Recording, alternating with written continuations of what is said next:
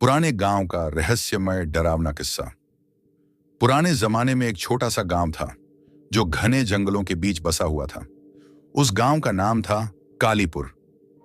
लोग इस गांव के बारे में कहते थे कि यहाँ रात के समय अजीब अजीब आवाजें सुनाई देती हैं और जंगल में कुछ ऐसा है जिसे देखने की किसी की हिम्मत नहीं होती। गांव के बीचों बीच एक खंडहर नुमा हवेली थी। यह हवेली वर्षों से वीरान थी। लोगों का मानना था कि उस हवेली में चंद्रा देवी और उनकी आत्मा भटकती है।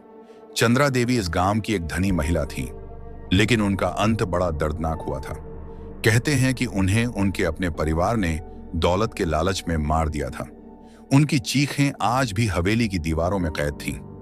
एक बार गांव में राघव नाम का एक युवा लड़का आया। वह साहसी था और भूत प्रेत की कहानियों पर विश्वास नहीं करता था। उसने गांव वालों से हवेली के बारे में सुना और तय किया कि वह इस रहस्य को सुलझाएगा। राघव ने रात के समय उस हवेली में जाने का फैसला किया।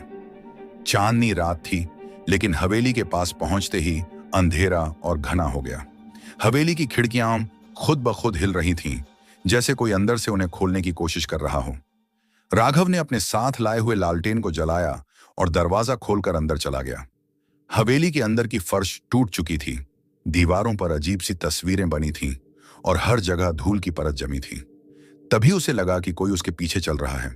उसने पलटकर देखा, पर वहां कोई नहीं था। अचानक एक जोरदार ठंडी हवा का झोंका आया और हवेली का दरवाजा अपने आप बंद हो गया।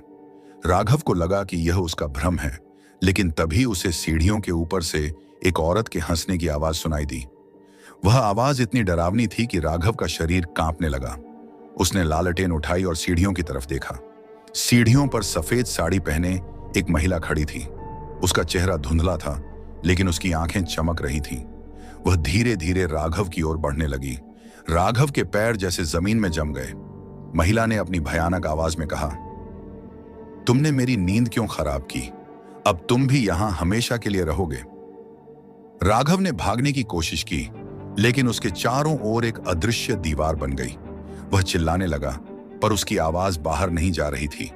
अगले दिन गांव वालों को हवेली के बाहर राघव की लालटेन और जली हुई मिट्टी मिली, लेकिन राघव का कोई पता नहीं चला।